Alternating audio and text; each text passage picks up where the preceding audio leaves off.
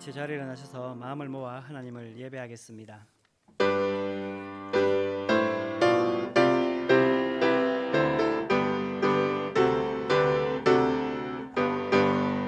기뻐하며 경배하세 영광의 주 하나님 주 앞에서 우리 마음 피어나는 꽃 같아 죄와 슬픔 사라지고 의심 구름 거치니 변함없는 기쁨의 주 밝은 빛을 주시네. 아멘.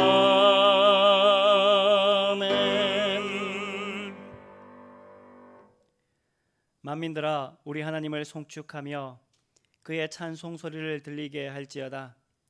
그는 우리 영혼을 살려주시고 우리의 실족함을 허락하지 아니하시는 주시로다. 하나님을 찬송하리로다.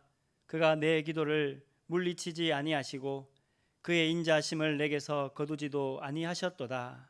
아멘. 거룩하신 아버지 하나님, 주님의 백성들이 이 시간 마음과 정성을 다하여 예배하오니 우리의 예배를 받아 주시옵소서. 늘 크신 사랑으로 우리와 함께 하셔서 우리를 온전하게 만들어 주시고 우리가 살아가는 삶의 현장에서 은혜와 평화로 저희들을 인도해 주시니 감사를 드립니다. 이 예배하는 한 시간 걱정과 근심에 쌓여 방황하는 저희 연약한 자들에게 하늘의 평안으로 우리에게 함께하여 주시고 늘 하나님의 자비하심이 저희 모두에게 임할 수 있게끔 인도하여 주시옵소서. 예배하는 모든 성도들이 오늘의 예배를 통하여 하늘의 신령한 은혜를 경험하게 하여 주시고 의로운 말씀으로 굳건히 서게 인도하여 주시옵소서. 예수님의 이름으로 기도드리옵나이다. 아멘.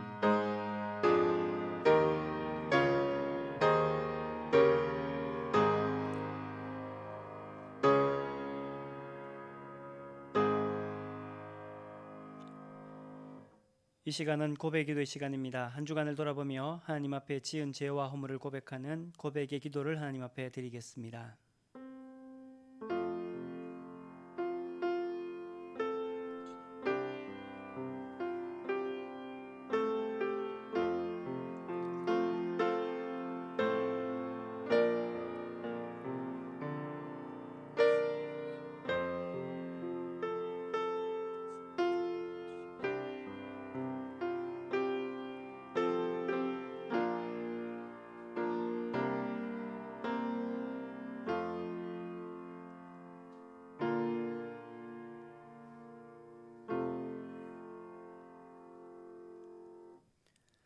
너희가 전에는 백성이 아니더니 이제는 하나님의 백성이요 전에는 긍휼을 얻지 못하였더니 이제는 긍휼을 얻은 자니라. 아멘. 나는 전능하신 아버지 하나님 천지의 창조주를 믿습니다. 나는 그의 유일하신 아들 우리 주 예수 그리스도를 믿습니다. 그는 성령으로 잉태되어 동정녀 마리아에게서 나시고 본디오 빌라도에게 고난을 받아 십자가에 못 박혀 죽으시고 장사된 지 사흘 만에 죽은 자 가운데서 다시 살아나셨으며 하늘에 오르시어 전능하신 아버지 하나님 우편에 앉아 계시다가 거기로부터 살아있는 자와 죽은 자를 심판하러 오십니다. 나는 성령을 믿으며 거룩한 공교회와 성도의 교제와 죄를 용서받는 것과 몸의 부활과 영생을 믿습니다. 아멘.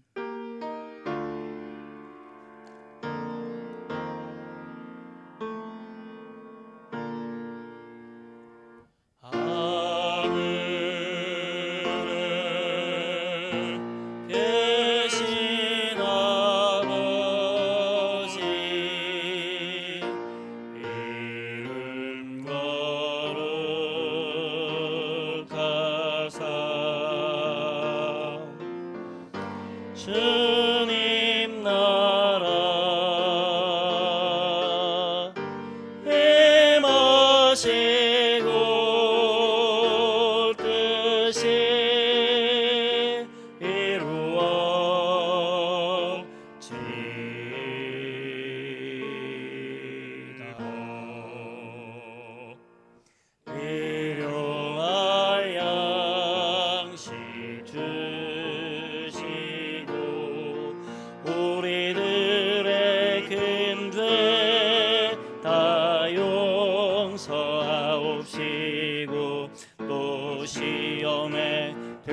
하시고 악에서 구원하소서. 내게 주의 나라 주의 권세 주의 영광 영원히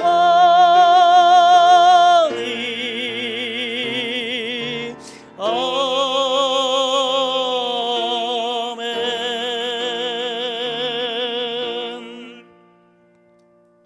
모두 자리에 앉으셔서 교동문 81번을 함께 교독하겠습니다. 교동문은 81번입니다.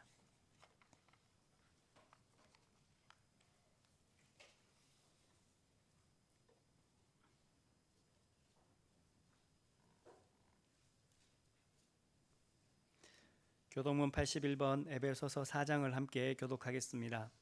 그러므로 주 안에서 갇힌 내가 너희를 권하노니 모든 겸손과 온유로 하고 오래 참음으로 사랑 가운데서 서로 용납하고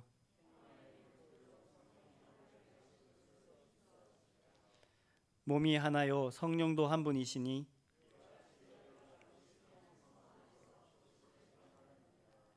주도 한 분이시요 믿음도 하나요 세례도 하나요 만유 위에 계시고 만유를 통일하시고 만유 가운데 계시도다. 아멘.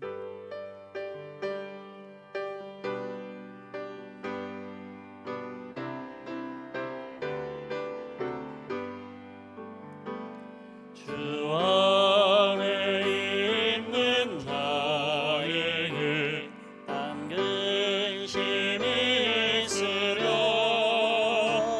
십자가 밑에 나가 내 짐을 풀었네. 주님을 찬송하면서 할렐루야 할렐루야.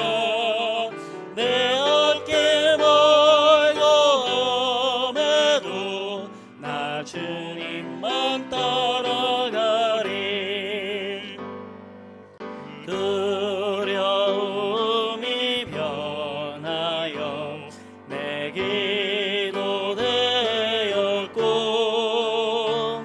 전날의 한숨 변하여 내 노래 되었네. 주님을 찬송하면서 할렐루야 할렐루야. 내 어깨 멀고 험해도 나 주님만 따라가리. 내 주님 자비하셔서 늘 함께 계시고 내 궁핍함을 아시고 늘 채워주시네. 주님을 찬송하면서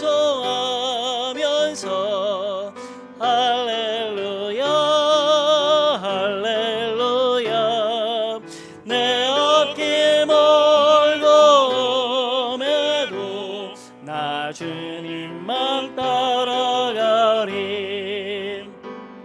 내 주와 맺은 언약은 영불변하시니 그 나라 가기까지는 늘 보호하시네.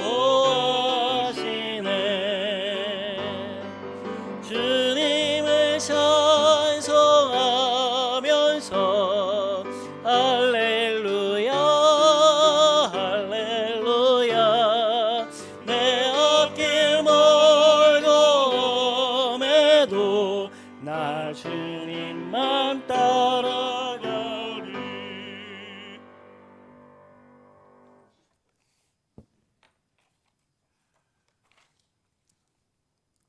광야를 지나는 이스라엘 백성들을 낮에는 구름 기둥으로 밤에는 불기둥으로 인도하셨던 나의 주 우리의 하나님, 수천 년이 지난 지금도 말씀으로 우리에게 다가와 주셔서 보여주시고 또는 환경을 통하여 우리를 인도하시니 감사와 영광을 그리고 존귀와 찬양을 주께 높여드립니다.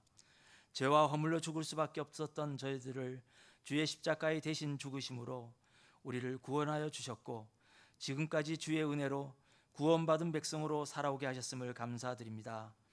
아버지 하나님, 자금의 현실은 지나온 삶에 비해 너무나 다름을 고백하지 않을 수 없습니다. 올해 초 시작되어 전 세계적으로 퍼져나간 코로나19의 팬데믹 현상은 지구상에서 살아가는 모든 이들이 고통 속에서 힘들어하며 아파하고 있습니다.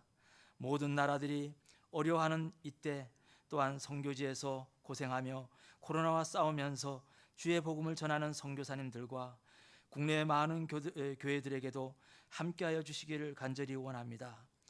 코로나로 인하여 무너져 내리는 모든 경제적인 어려움과도 싸워야 하며 그동안 지탱하여 왔던 모든 관계와 나눔과 삶의 기쁨도 모여서 즐겨왔던 모든 교육과 예배 드림의 기회조차 어려움이 많은 이때 우리를 향한 하나님의 뜻이 무엇인지 묻고 또 묻고 물으면서 이 환경을, 이 상황을 호소하지 않을 수 없음을 고백합니다. 주여 도와주시옵소서.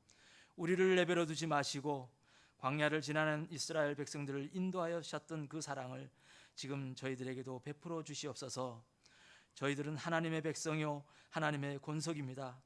주님은 우리의 하나님이십니다. 하나님, 우리를 인도하시고 보살펴 주시기를 간절히 원합니다.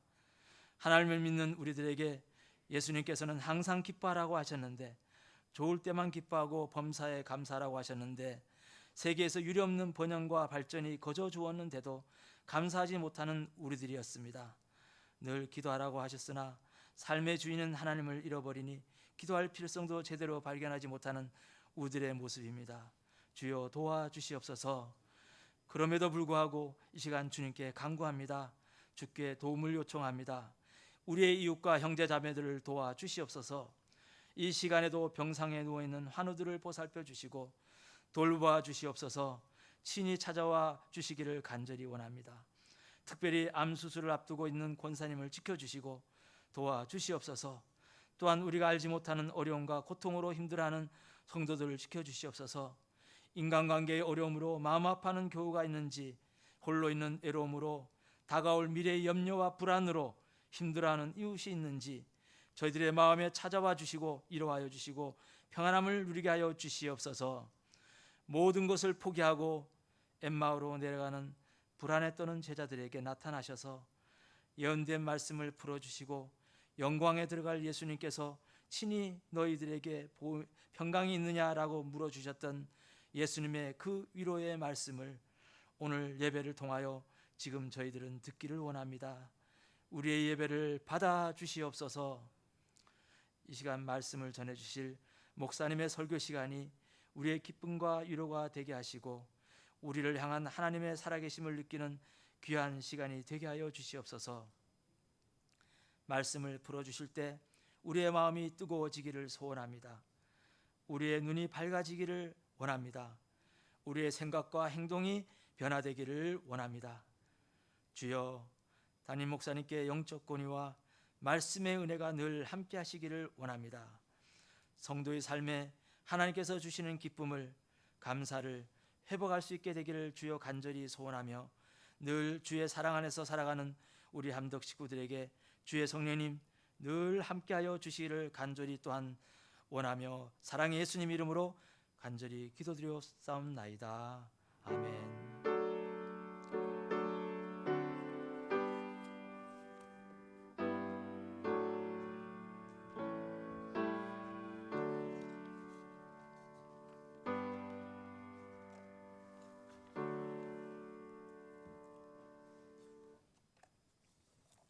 우리 이 시간은 사랑의 교제 시간입니다. 우리 앞뒤 좌우에 계신 분들과 함께 인사하겠습니다. 한 주간 잘 지내셨습니까? 평안하셨습니까? 같이 인사하겠습니다. 한 주간 잘 지내셨습니까? 예배에 나오신 여러분들을 주님의 이름으로 환영합니다. 하나님의 은혜가 예배 가운데 여러분 모두에게 함께 있기를 간절히 바랍니다. 모임 광고입니다. 구역장 권찰 모임이 2부 예배 후에 본당에서 있게 됩니다. 우리 구역장님들, 권찰님들 2부 예배 후에 본당에서 모여주시기 바랍니다. 2020년은 말씀을 읽는 해입니다. 성경 봉독에 힘써 주시기 바랍니다. 우리 기도 부탁드릴 것이 한 가지가 있는데요. 교우 동정에 보시면 우리 김재경 권사님께서 입원을 하셨는데 우리 등록하신 지 한 3, 4개월 되신 우리 권사님이신데요. 갑작스럽게 제주도에 오셔서 췌장암으로 발견이 되었습니다. 지금 수술을 하지 못하는 상황입니다.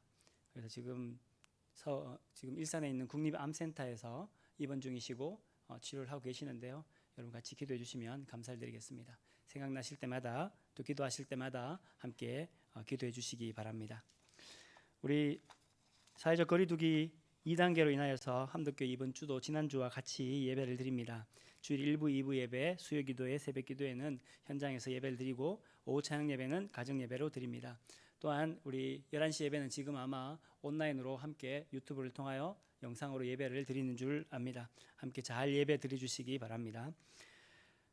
주일학교 예배는 온라인과 비대면으로 교회학교 교육을 진행하고 있습니다. 여러분 우리 아이들을 위해서 기도해 주시고, 특별히 우리 아이들이 지금 우리 신앙교육으로나 또 학교 교육으로나 가정으로나 다들 어려운 상황에 있는 것 같습니다. 여러분 기도하실 때에 우리 자녀들을 위해서 함께 기도해 주시기 바랍니다. 9월 27일 주일부터는 주일 오후 찬양 예배와 주일 학교 예배를 재개하려고 준비하고 있습니다. 여러분 함께 기도해 주시기 바랍니다. 사회적 거리두기 2단계로 인하여서 우리 교회 이번 주 예배는 등록교인만 예배 드릴 수 있습니다. 죄송합니다. 여러분 양해해 주시기 바라고요. 또한 예배 드릴 때에는 손소독제와 또한 마스크를 꼭 착용하시고 예배를 드려 주시기 바랍니다. 개인적인 생활 수칙들 잘 지키고 또 공동체의 생활 수칙을 잘 지켜서 코로나19를 잘 지켜갈 수 있는 백신이 나올 때까지는 이렇게 잘 지켜갈 수 있는 우리 모두가 되기를 바랍니다. 다른 광고는 주보를 참조해 주시기 바랍니다. 우리 이 시간 하나님 말씀을 함께 나누겠습니다. 우리에게 주신 하나님 말씀은 출애굽기 5장 1절부터 9절까지의 말씀입니다. 출애굽기 5장 1절부터 9절까지입니다.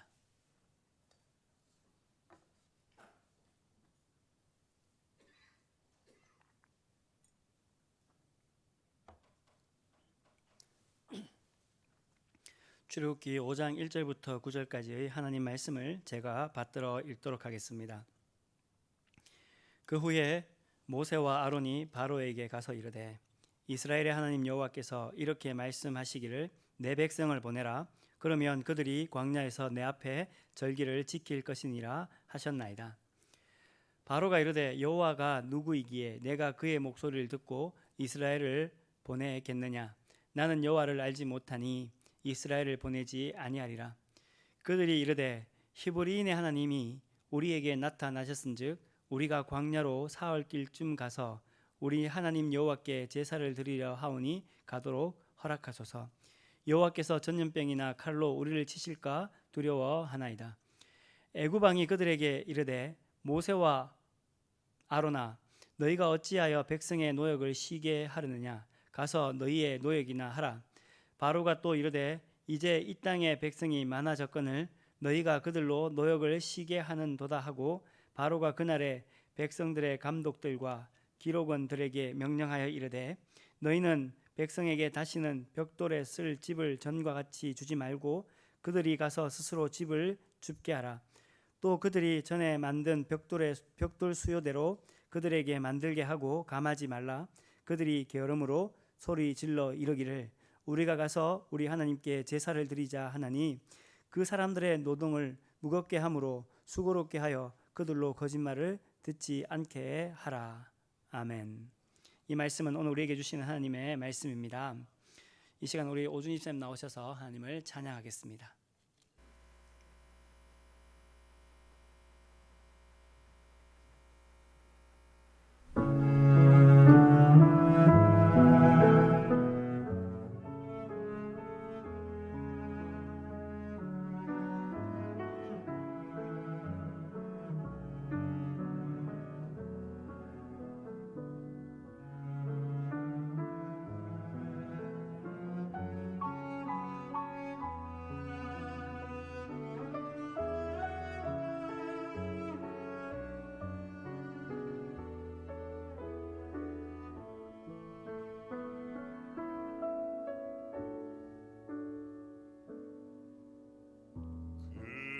말씀 따라 산다고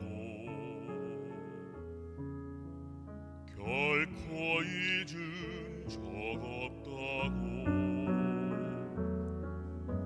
세상을 따라가지만 하나님을 잊진 않겠다고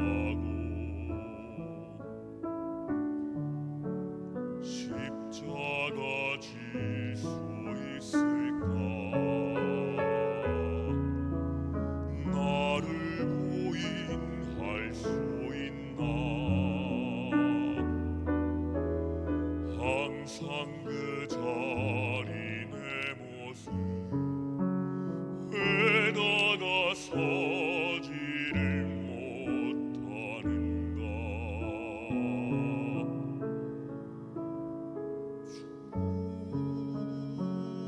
날 용서하소서 나의 약함 마오니 이제 새롭게 하소서 주님 사랑의 도구로 비록 이 세상 안에 살아도 내 안에 많은 소리 들려도 나는 세상의 빛으로 오신 주님의 이름으로 승리하며 살겠네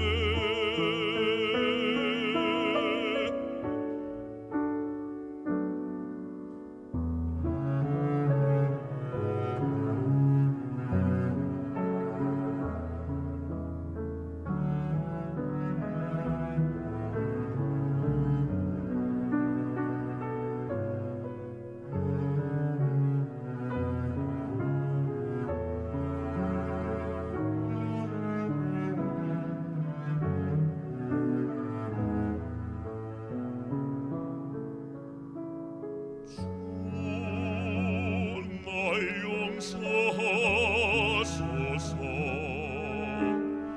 나의 약함 마오니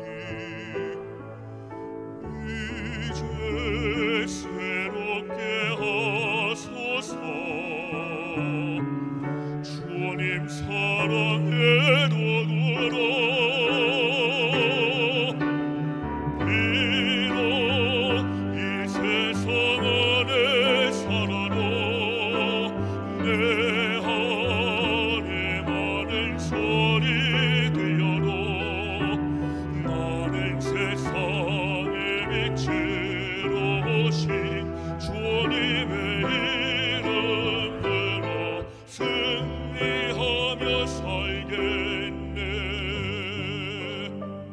이제는 방황하지 않으리 더 이상 방황하지 않으리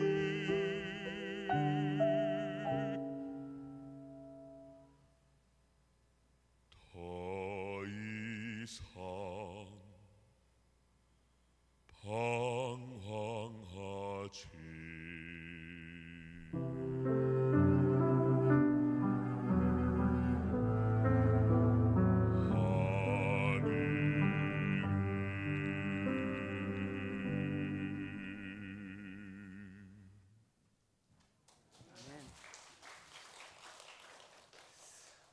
할렐루야. 주님의 전에 나오신 여러분들을 주님의 이름으로 환영합니다. 하나님께서 이 앉아있는 여러분의 자리에 또한 온라인에서 예배하는 여러분의 자리에 하나님의 은혜와 평화가 함께 하시기를 주님의 이름으로 축원합니다.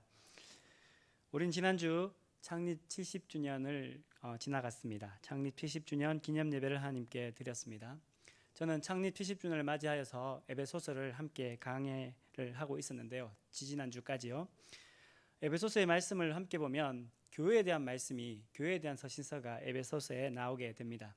교회의 본질이 무엇인지, 또한 교회를 형성하고 있는 그 안에 있는 성도 한 사람 한 사람은 어떤 사람인지, 또한 그 공동체는 어떻게 연결되어져야 하는지, 어디를 추구하며 살아가야 되는지, 교회 공동체는 어떠한 일을 해야 되는지에 대한 말씀이 에베소서에 나타나게 되는데요.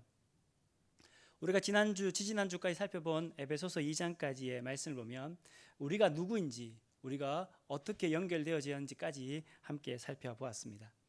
우리는 원래 죄와 허물로 죽었던 죄인입니다. 죽었던 사람들이죠. 그러나 우리를 그냥 내버려 두지 아니하시고 긍휼이 풍성하신 하나님의 사랑으로, 또한 예수 그리스도의 십자가로 말미암아 우리를 구원하셨습니다. 그리고는 하나님의 자녀를 삼아 주셨지요. 권속이라고 말씀을 해 주십니다. 그리고 하나님의 그 권속들이, 성도들이 함께 연결되어져서 주 안에서 하나님의 성전이 되어져 간다. 이것이 에베소서 1장과 2장의 전체적인 내용입니다. 그렇게 본다면 우리 한 사람 한 사람이 성전이며, 또 하나는 우리 한 사람 한 사람이 연결되어져서 하나님의 성전, 하나님의 몸된 공동체를 함께 주 안에서 만들어가는 교회 공동체의 모습이 오늘 우리에게 있어야 됨을 말씀해 주고 있습니다. 여기서 질문이 한 가지 생기게 됩니다. 어떤 질문이냐면, 그렇다면 성전인 우리가 해야 될 일이 무엇입니까? 성전이 있어야 될 가장 근원적인 본질은 무엇입니까? 하는 질문이 생겨나게 되죠. 그 질문에 대해서 에베소서는 계속 이야기를 하고 있습니다. 오늘 저는 그 에베소서의 말씀을 좀 벗어나서 이 출애굽기 말씀, 우리가 수요일마다 출애굽기를 계속 강해하고 있는데요. 출애굽기 오늘 5장 1절부터 9절까지의 말씀을 통하여 그 질문에 대해서 함께 답을 찾아가 보려고 합니다. 수요 기도에 나오시는 분들은 이 1장부터 4장까지 어떤 상황으로 계속 연결되어지는가 아실 터이고, 또 많은 분들이 다 아시겠지만 다시금 이 1장부터 4장까지의 내용을 좀 알아야지만 이 5장 1절부터에 나오는 그 상황에 대해서 이해하기가 좀 쉬울 것 같습니다. 출애굽기 1장에 보면 야곱의 가문들이 애굽 땅에 내려가고 그들이 번성해졌지만 그들은 노예 생활을 하게 됩니다. 그는 굉장히 어려움들을 당하게 되죠. 비돔과 람세성을 건축하고 노역을 감당합니다. 심지어는 그들이 너무 강성해지는 것을 두려워한 바로가 그들의 영아, 아이들까지 다 죽이라는 일이 일어나게 됩니다. 그때 하나님께서는 한 레위 사람 여자와 남자를 결혼시키시고 모세를 낳게 합니다. 한 아이를 낳게 하고 그를 기르다가 도저히 못 길러서 물 위에 던지게 되죠. 바로의 딸인 공주가 그 모세를 건지게 되고 물에서 건졌다라는 이름을 붙여서 모세라고 하게 됩니다. 그때부터 2장에 보면 40년 동안 모세는 바로 궁전에서 살게 됩니다. 그리고는 그가 히브리 민족인 것을 알았고 그것으로 인하여서 민족을 구원시키려고 하는 일들을 하려고 하다가 죽음의 위기에 봉착하게 되죠. 그리고는 그가 미디안 광야로 도망을 갑니다. 미디안 광야에서 또 40년간 살아가는 이야기가 2장에 나타나고 있습니다. 그리고는 3장에 하나님께서 모세에게 하나님의 산 호렙에서 하나님께서 모세를 찾아오시고 모세와 하나님 만난 장면이 3장 4장에 나오는데요. 3장 4장의 내용을 보면 모세는 늘 하나님께서 사명 주셨는데 난 안 됩니다. 계속 변명하고 난 할 수 없습니다라고 말을 하고, 하나님께서는 난 안 됩니다라고 말하는 그 모세를 끊임없이 설득하는, 된다, 할 수 있다, 내가 너와 함께한다, 이런 말씀이 3장과 4장에 계속해서 나타나게 됩니다. 모세는 총 4가지의 자기의 변명을 합니다. 난 안 됩니다라는 변명. 나는 힘이 없는 사람이기 때문에 내가 누구이길래 내가 그것을 할 수 있습니까? 난 안 됩니다. 그 다음, 나를 보내신 하나님은 도대체 누구시길래 나를 보내십니까? 하나님은 누구십니까? 그래서 난 안 됩니다. 또 3번째는 사람들이 내가 하나님께서 보내셨다고 하면 그들이 믿지 않으면 어떻게 합니까? 그래서 안 됩니다. 그리고 마지막 4번째는 나는 능력이 없습니다. 입이 뻣뻣해서 말을 잘 못하기 때문에 안 됩니다. 하나님은 그 모세의 변명에 대해서 끊임없이 계속 말씀을 하시죠. 난 할 수 있다, 내가 너와 함께한다, 난 스스로 있는 자다, 사람 믿지 못하면 기적을 베풀어 봐라, 그리고 네가 입이 뻣뻣하냐? 그러면 내가 아론을 너에게 보내주겠다, 내 형 아론을 보내주겠다. 그래서 아론을 함께 만나게 되고, 그리고는 이 애굽 땅으로 가는 장면이 4장까지에 나타나게 되죠. 그리고는 이제 5장 말씀이 나타나게 되는데요. 자, 여러분, 이 5장 말씀을 대하면서 지금까지의 이 모세의 이야기를 보고 나면 모세가 그 다음 바로에 가서 어떤 것을 요청할 것 같습니까? 1장부터 4장까지의 내용을 쭉 살펴보고 5장에 보면 모세가 바로에게 가게 되는데요, 그 바로에 가서 바로에게 요청하는 게 도대체 무엇일까요? 우리가 물론 말씀을 읽었어야 알겠지만 이 말씀을 읽지 않은 상태에서 5장을 보면 아마 모세는 이렇게 이야기했을 것 같습니다. 바로에게 히브리 민족을 풀어주십시오. 대한독립 만세처럼 히브리 민족 독립 만세 이렇게 외치며 우리를 독립시켜 주십시오, 풀어달라고 하는, 자유를 달라고 하는 요청이 그에게 있었을 것 같습니다. 우리는 너무나도 오랫동안 이 애굽 땅에서 노예 생활했습니다. 노동력을 착취하고 탄압받는 것이 부당합니다. 우리를 해방시켜 주십시오 라고 말하는 것이 맞을 것 같습니다. 그런데 모세는 그렇게 말하지 않아요. 오늘 본문 5장 1절에 보면 그 후에 모세와 아론이 바로에 가서 이렇게 말을 합니다. 이스라엘의 하나님 여호와께서 이렇게 말씀하시기를 내 백성을 보내라. 그러면 그들이 광야에서 내 앞에 절기를 지킬 것이다 라고 말씀해 주고 있습니다. 즉 모세의 요청은 무엇이냐면 우리를 보내십시오. 우리를 보낸 이유가 뭐냐면 우리가 광야에서 절기를 지켜야 되기 때문입니다. 3절 말씀에도 보면 그들이 이르되 히브리인의 하나님이 우리에게 나타나셨은즉 우리가 광야로 사흘길쯤 가서 우리 하나님 여호와께 제사를 드리려 하오니 가도록 허락하소서. 자, 모세의 요청은 무엇입니까? 모세의 요청은 자유함이라는 요청이 있을 거라고 생각되어집니다. 그러나 그의 근본적인 요청은 무엇이냐면 광야에 가서 하나님께 절기를 지키고 제사를 드리게 달라는 거예요. 그 말은 뭐냐면 예배하게 해 주십시오. 정치적인 요구를 할 줄 알았습니다. 우리가 1장부터 4장까지 읽어보면 정치적인 요구를, 그들의 민족의 독립을 요구할 것 같았습니다. 그런데 모세는 그들의 민족의 독립을 요구하기에 앞서서 무엇을 요구하냐면 예배의 특권, 하나님을 만나는 특권을 달라는 것을 요구하고 있는 것이죠. 즉 모세가 하나님 말씀을 전하는데 그 하나님 말씀의 가장 중요한 키포인트가 뭐냐면 예배한다, 예배였다는 것을 말씀해 주고 있습니다. 여러분, 우리가 히브리 민족이 출애굽했지 않습니까? 이 출애굽, 애굽을 떠난다는 말은 무엇이냐면 자유함을 말합니다. 노예에서 자유하게 되었다 하는 것입니다. 이것은 굉장한 일이죠.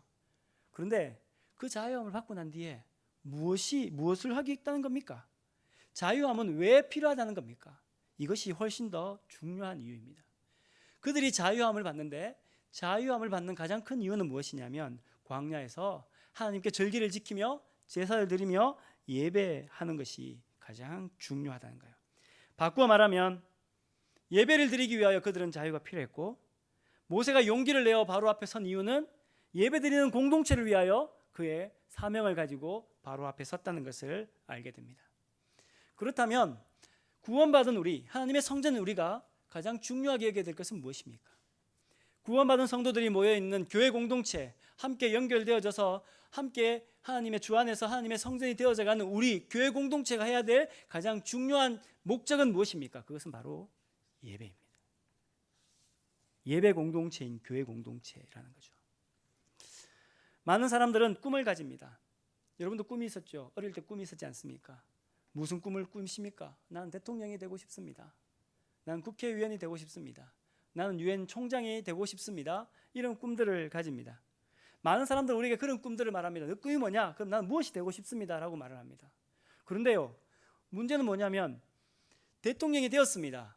국회의원이 되었습니다. 유엔 총장이 되었습니다. 그리고 그 다음 대통령이 되고 난 뒤에 무엇을 할 건지, 왜 내가 대통령이 되고 싶은지, 왜 내가 국회의원이 되고 싶은지, 왜 유엔 총장이 되고 싶은지에 대한 계획과 꿈은 우리가 잘 꾸지 않는 것을 볼 수가 있죠. 무엇인가 되기를 원하는데 그 되고 난 뒤에 무엇을 어떻게 할 것인가에 대한 관심과 꿈과 비전은 우리가 꾸지 않을 때가 참으로 많다는 겁니다. 그런데 모세는요, 하나님께서는 그 모세를 통하여 하시는 말씀이 뭐냐면 그들이 풀려났다는 것에 멈추는 것이 아니라 그들이 자유된 백성이 되었다는 것에서 나아가 보냄을 받은 자가 되고 난 뒤에 나아가 그 다음 그들이 꿈꾸는 것이 뭐냐면 예배하는 공동체, 예배하는 사람, 하나님과 관계하는 사람이 되기를 하나님께서 우리에게 원하시고, 모세는 그 꿈과 비전을 위하여서 출애굽의 정신으로 나아가고 있다는 사실입니다.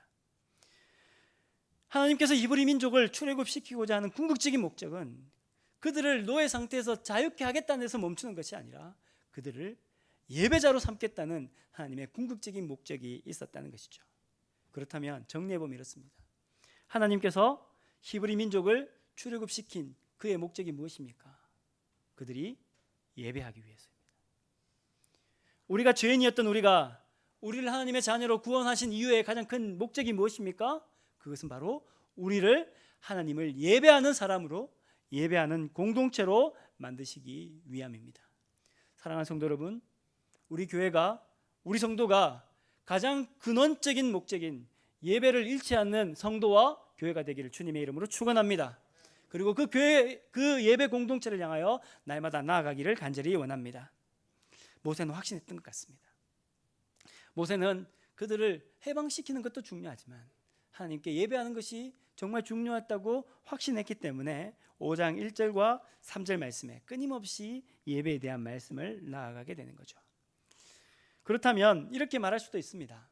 구원받은 우리가 하나님의 자녀로서 자기의 정체성을 지켜가는 것, 구원받은 공동체인 교회 공동체가 하나님의 공동체로서 자기의 정체성을 지켜가는 것은 예배를 어떻게 할 것인가에 대해서 달려있다라고 말할 수 있다는 것이죠. 오늘 우리 현재를 살고 있는 우리는 이 예배에 대해서 굉장히 참 혼란스러운 세대를 살고 있습니다. 예배를 어떻게 이해하느냐가 정말 중요한 시대를 우리가 살아가고 있는 것이죠. 일부 극보수적인 교회에서는 예배를 생명같이 지켜야 합니다라는 그 기치 아래 예배를 중요하게 여깁니다. 그럼에도 불구하고 방역 수칙을 지키지 않고 또한 도망을 가고 이렇게 되어서 또 많은 사람들의 비난을 받기도 하죠. 그들은 예배를 정말 목숨같이 지키는 사람들입니다. 또한 우리는 대면 예배를 드릴 것인가 비대면 예배를 드릴 것인가 하는 문제가 우리에게 지금 다가오고 있습니다. 대면 예배를 드리는 게 맞습니다 이렇게 말씀하시는 분도 있고, 지금 이 상황에는 온라인 예배 드리는 게 맞습니다 이렇게 말하는 사람들도 수많은 논쟁과 수많은 이야기거리가 인터넷상에 우리들 마음속에, 우리들 교회 공동체에, 한국 교회 공동체에 있는 것을 볼 수가 있죠. 이런 가운데에 우리는 우리의 드리는 예배가 어때야 될 것인가, 그 예배에 대한 이해를 어떻게 해야 될 것인가가 오늘을 살아가는 그리스도인들에게 참으로 중요한 것 같습니다. 그래서 예배에 대해서 말하려고 하니까 옛날 수업 시간이 생각나더라고요. 저희들 예배학 공부하면 15주 공부하거든요. 그러면 15주 동안 3시간 동안 공부해야 되니까 그럼 설교를 하게 되면 1년 동안 설교를 해야지만 이게 되는데 그건 어렵고, 그냥 세상 사람들이 말하는 예배가 뭔가 보았습니다. 네이버라는 포털 사이트에 지식 검색에 지식백과의 예배를 클릭해 보았습니다. 적어 보았습니다. 거기에 검색을 하니 이렇게 설명을 하고 있습니다. 1. 예배, 히브리어로 아바드, 봉사, 섬김이라는 뜻입니다. 영어로는 서비스라는 말입니다. 헬라어로는 프로스키네오라는 말입니다. 프로스라는 말은 뭐냐면 누구에게, 키네오란 말은 입을 맞추다라는 의미입니다. 즉 종이 주인에게 문안할 때에 존경의 표시로 머리를 숙이고 그의 발에 입맞춤할 때 쓰는 말이 뭐냐면 프로스키네오입니다. 그 예배가 뭐냐면 대상 앞에 머리를 숙이고 입을 맞추는 행위가 예배라는 것이죠. 그러면서 그 네이버에 5가지로 예배를 정의하는 것을 보았습니다. 우리 화면을 띄워주시겠습니까? 예배의 5가지 정의, 이건 네이버에서 말하는 겁니다. 첫 번째, 예배의 대상인 하나님을 의식하면서, 예배의 대상인 하나님을 의식하면서. 두 번째, 전인격에서 우러나오는 경외심, 두려움을 가지고 경배하고. 예배를 드린다는 것은 뭐냐면 하나님을 의식하는 겁니다. 하나님을 의식하니까 그 하나님에 대한 경외심을 가지게 된다는 거예요. 세 번째, 하나님의 높으심과 그 은총을 찬양하며 섬기는 거룩한 행위입니다. 하나님을 보고 하나님을 느끼고 그 앞에 서니 두려워지죠. 그럼에도 불구하고 나를 구원하신 하나님의 높으심과 그 은혜를 찬양하며 섬기는 행위를 하게 되는 겁니다. 그게 예배입니다. 그 다음 네 번째, 예배는 은혜 받은 자가 그 은총에 대한 은혜에 대한 응답으로 감사하고 경배하고 하는 것이죠. 다섯 번째, 그리고 찬양과 신앙 고백을 담긴 헌신과 감사의 예물을 도해 하나님께 영광을 돌리는 행위라고 그렇게 5가지를 이야기하고 있어요. 이걸 좀 단순화해 보았습니다. 예배는 어떤 대상을 향하여 그 대상 앞에 서 있는 그 자체가 예배의 시작입니다. 예배의 시작은 전능하신 하나님, 천지를 창조하신 하나님, 우리를 구원하신 하나님 앞에 우리가 서는 겁니다. 그것을 종교개혁자들은 코람데오, 하나님 앞에라는 말로 말합니다. 여러분, 하나님 앞에 딱 섰습니다. 피조물 있는 우리가 해야 할 일이 무엇일까요? 거룩하신 하나님 앞에 딱 섰습니다. 피조물인 우리가, 죄인인 우리가 할 수 있는 첫 번째 일은 무엇일까요? 그것은 바로 머리를 숙이는 거예요. 몸을 굽히는 겁니다. 그 앞에 입을 맞추는 거죠. 즉 예배를 한다는 것은 뭐냐면 하나님 앞에 서고 전능하신 하나님 앞에 나도 모르게 숙여지고 겸손해지고 하나님의 뜻에 내 뜻을 맞추는 행위들을 하게 된다는 것이죠. 즉 그분의 위대하심 앞에 겸손해지고 자기를 비우게 되고 하나님의 뜻을 보게 되는 일들이 우리의 모든 예배인 겁니다. 이것이 바로 예배입니다. 하나님 앞에 섭니다. 자신을 내려놓습니다. 하나님을 바라봅니다. 그 안에서 하나님의 뜻을 찾습니다. 발견합니다. 그 뜻을 발견하고 난 뒤에 그 뜻대로 살겠습니다라는 그 행위와 그 감사와 찬양과 결단이 담겨 있는 것이 바로 예배라는 것이죠. 오늘날 우리의 예배를 보면 정말 이런 예배를 드리고 있는가 하는 생각을 해볼 때가 있습니다. 예배는 그렇다면 우리는 점점 더 작아지고 우리의 몸은 점점 더 땅에 붙게 되고 하나님은 점점 더 높아지는 것이 예배라고 말할 수 있습니다. 그러면 우리가 드리는 모든 예배에 하나님만 보여지는 것이 예배라고 할 수 있죠. 우리가 예배 드릴 때에, 우리가 예배할 때에 정말 온전한 예배를 드리고 있는가 아니면 종교적 행위를 하고 있는가의 질문의 시작은 이겁니다. 하나님이 보여지는가 보여지지 않는가.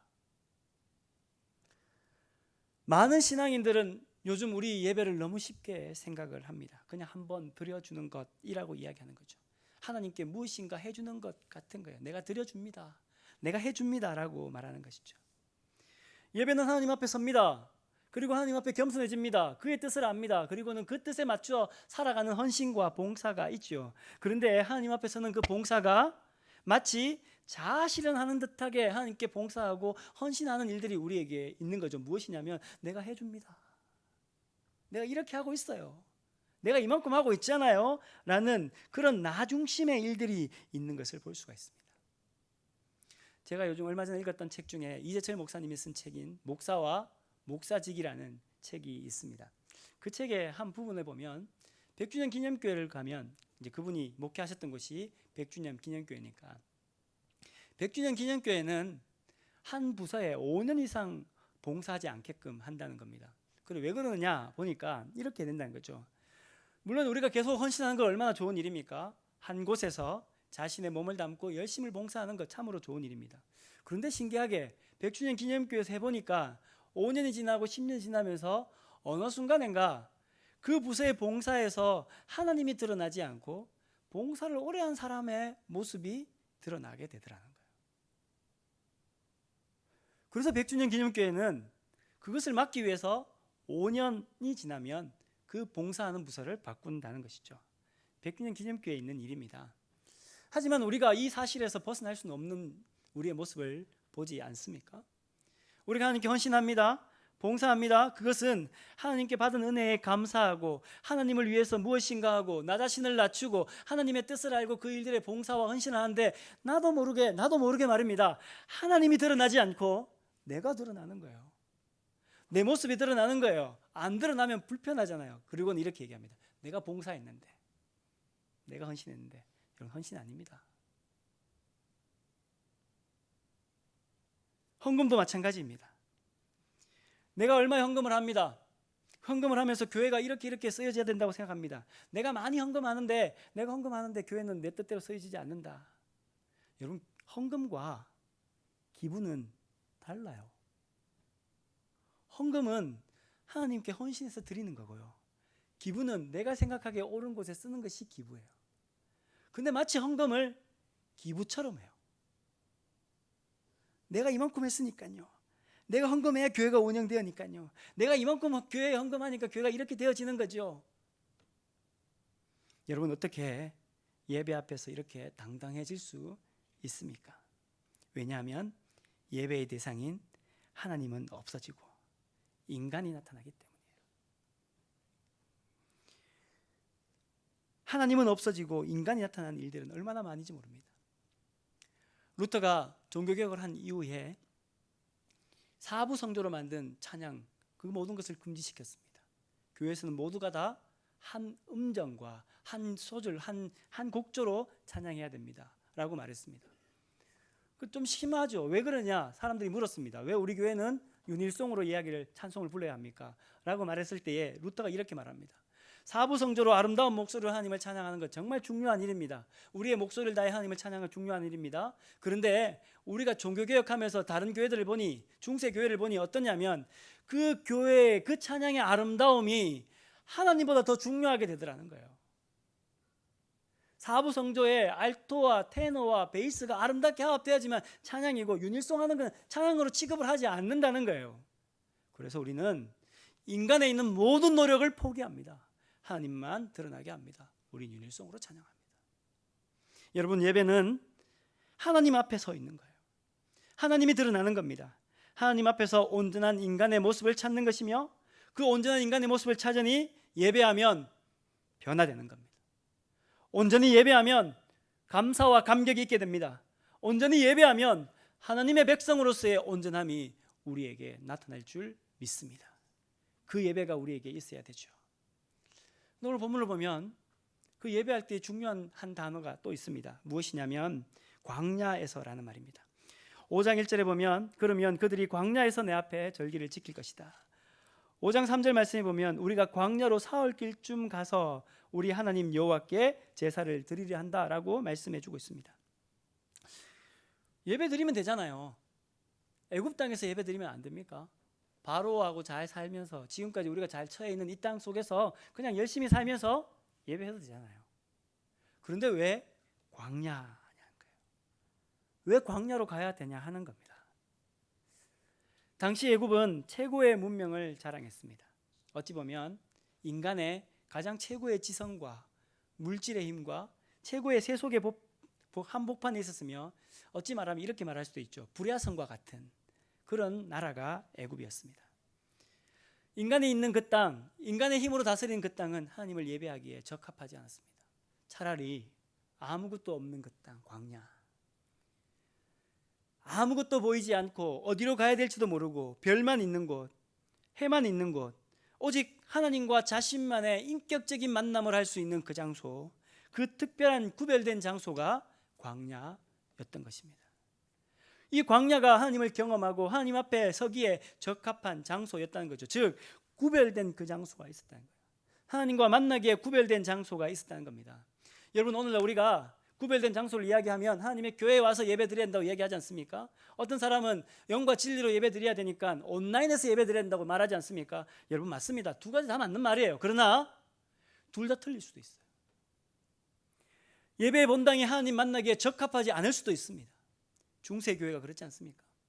성 베드로 성당, 성 바울 성당, 그런 큰 성당에 한번 가보십시오. 아름다운 스테인글라스가 있습니다. 높은 설교단상이 있습니다. 수많은 웅장한 일들이 있습니다. 하나님의 신령한 것이 그 속에 임하는 것 같아요. 그런데 사람만 보이는 거예요. 건물만 보이는 거예요. 그래서 종교개혁자들 루터, 칼빈, 쯔빙글리 같은 분들이 어떻게 말합니까? 아닙니다. 우리는 코람데오, 하나님 앞에. 우린 건물이 아닙니다. 하나님 외에 다른 어떤 것이 나타나는 건 모두 다 거부합니다. 우리는 온전히 예배합니다. 그 화려함의 눈에 빠져, 그 건물의 모습에 빠져 하나님을 만나는 것이 쉽지 않다면 그 본당은 없어져야 되는 거예요. 온라인 또한 마찬가지죠.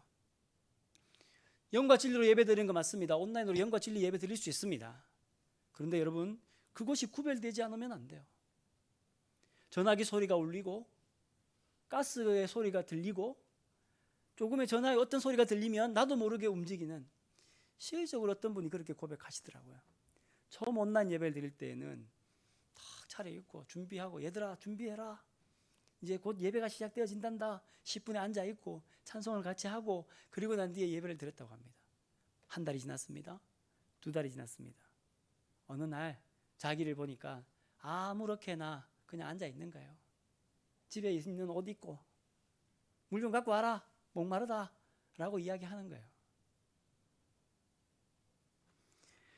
광야에서 예배 드리기 위함은 단순히 광야로 가는 게 아니에요. 하나님의 구별된 그 장소를 찾아, 하나님을 만나는 그 장소를 찾아 자신을 구별하는 겁니다. 하나님을 온전히 만나는 곳으로 나아가는 것이며, 온전한 예배를 드리기 위해서 행위로만 아니라 나를 구별하고 하나님 앞에 하나님과 나를 만나는 그 장소로 나아가 하나님께 예배하겠습니다라는 자신의 온전한 고백이 담겨 있는 것이 바로 광야로 가겠습니다라는, 그것을 위해서 우리가 예배하겠습니다라는 그의 고백이 그 속에 담겨져 있는 것이죠. 사랑하는 성도 여러분, 지금 내가 드리고 있는 이 예배가 무엇인지, 어떤 행위인지 예배를 온전히 알고 제대로 알고 드리기를 간절히 원합니다. 예배는 하나님 앞에 서는 겁니다. 그러니 두렵지요. 그러니 떨리지요. 나도 모르게 고개가 숙여지지 않습니까? 나도 모르게 낮춰지지 않습니까? 그러나 또한 그 두려움 가운데서도 기쁨과 평화가 충만하지 않습니까? 나를 구원하신 그 하나님의 은혜, 나를 지키신 그 하나님의 은혜, 그 은혜에 감격이 있고 감사가 있는 예배, 두려움이 있지만 감사와 은혜가 있는 그 예배, 기쁨이 있는 예배가 될 수 있는 이유, 하나님 앞에 서 있기 때문이에요. 그냥 일요일이니까, 여지껏 해왔으니까 아이고 안 하면 좀 찝찝하잖아, 그런 종교적인 행위 예배 말고 말입니다.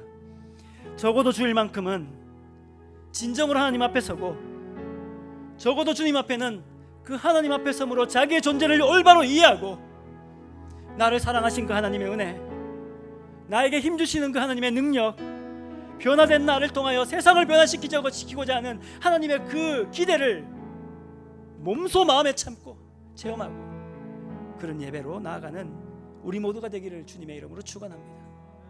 그 예배가 살아있는 우리 교회가 되기를 주님의 이름으로 축원합니다. 우리 시간 함께 찬송하겠습니다. 부르신 곳에서 나는 예배하네, 어떤 상황에도 나는 예배하네.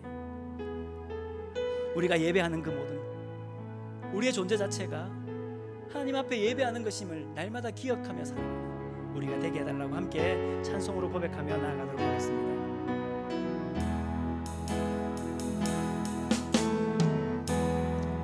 따스한 성령님 마음으로 보내 내 몸을 감싸며 주어지는 평안함 만족함을 느끼네. 사랑과 진리의 진리 한 줄기 빛보내 내 몸을 감싸며 주어지는 평안함 그 사랑을 느끼네. 신 곳에서 예배하네. 어떤 상황에도 나는 예배하네. 신 곳에서 나는 예배하네. 어떤 상황에도 나는 예배. 내가 걸어갈 때 길이 되고 살아갈 때 삶이 되는, 내가 걸어갈 때 길이 되고 살아갈 때 삶이 되는 그곳에서 예배하네. 내가 걸어갈 때 길이 되고 살아갈 때 삶이 되는 그곳에서 예배하네. 신 곳에서 예배하네. 어떤 상황에도 나는 예배하네. 신 곳에서 예배하네.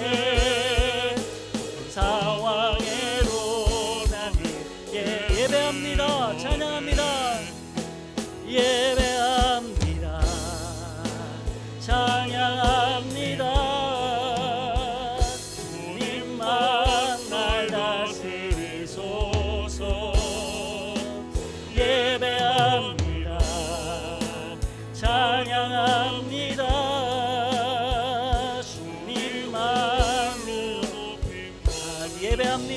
찬양합니다.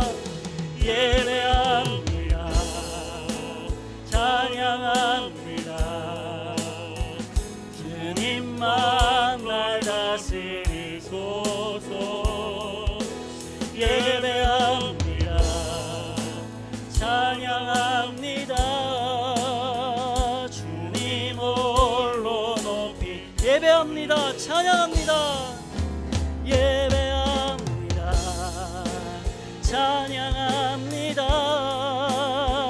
주님만 날 다스리소서. 예배합니다. 찬양합니다. 주님 홀로 높임 받으소서. 예배합니다. 찬양합니다. 주님만 날 다스리소서. 예배합니다. 찬양합니다.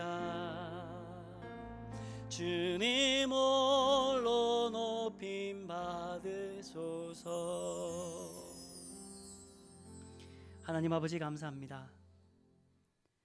죄와 허물로 죽었던 우리를 구원하여 주시고 하나님의 자녀 삼아 주시고 하나님의 자녀가 예배자는 자임을, 하나님의 교회 공동체가 예배하는 공동체임을 알려주시니 감사를 드립니다. 다시금 이 하나님 말씀에 도전받아 우리 성도가 하나님 앞에 예배하는 자가 될 수 있도록 도와주시고 하나님의 교회 공동체가 예배하는 공동체로 날마다 서게 인도하여 주시옵소서. 예수님의 이름으로 기도드리옵나이다. 아멘.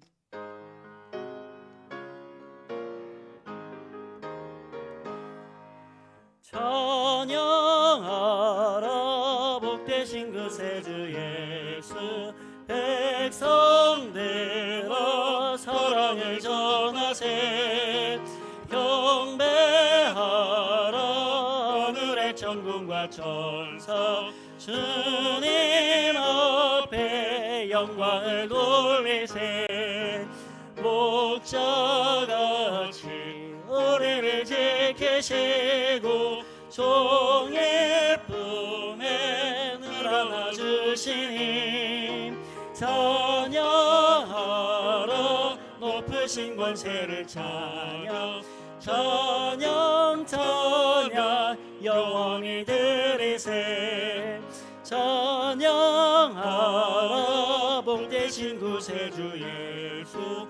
의뢰 대신 죽임을 당했네. 그저 예수 영원한 구원의 손 경배하며 겸손히 절하세. 찬양하라 우리 죄 지신 예수. 그의 사랑 한없이 크셔라. 찬양하라 높으신 권세를 찬양.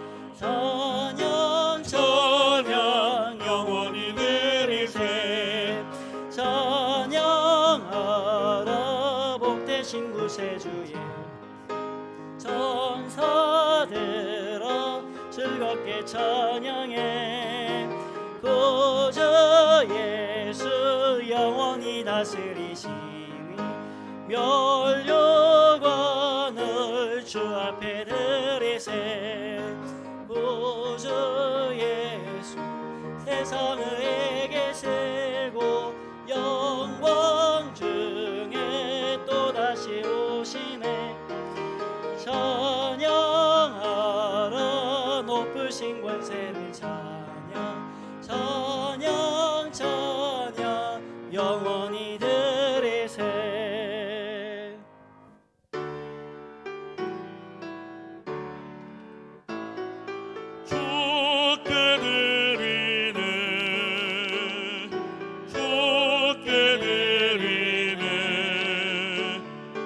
사랑하는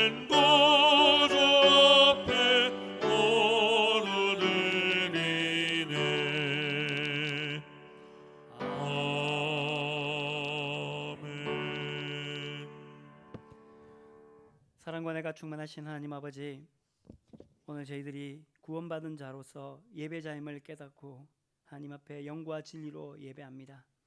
우리의 예배를 기쁘게 받으신 줄 믿습니다.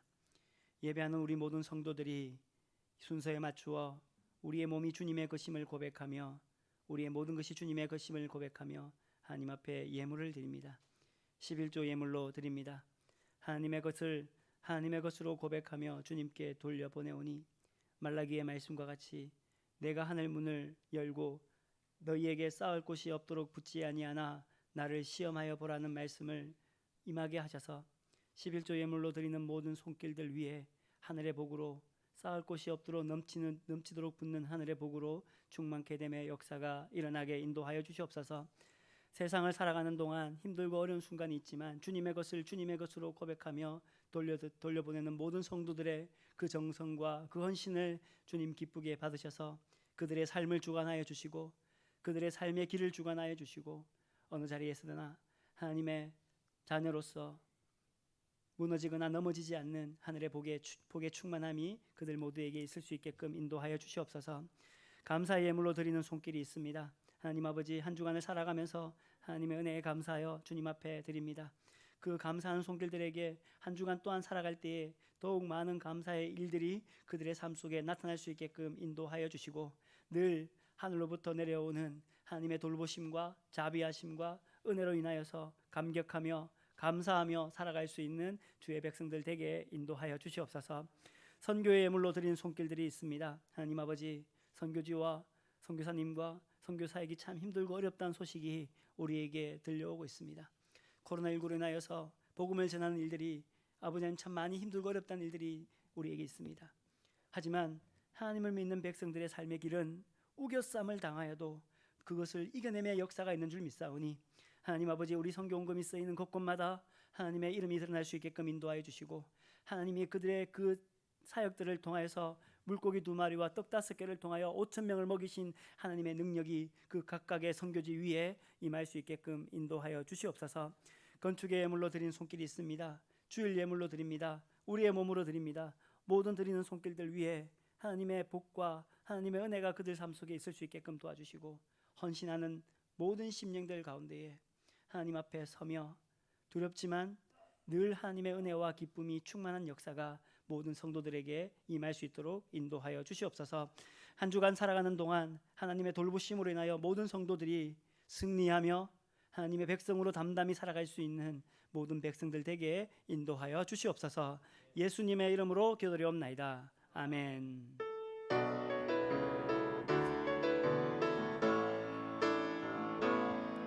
전능하신 나의 주 하나님은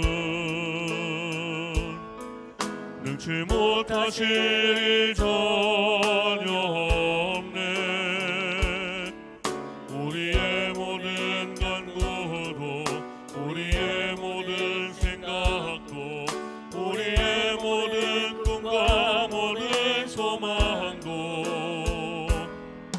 신실하신 나의 주 하나님은 우리의 모든 괴로움 바꿀 수 있네.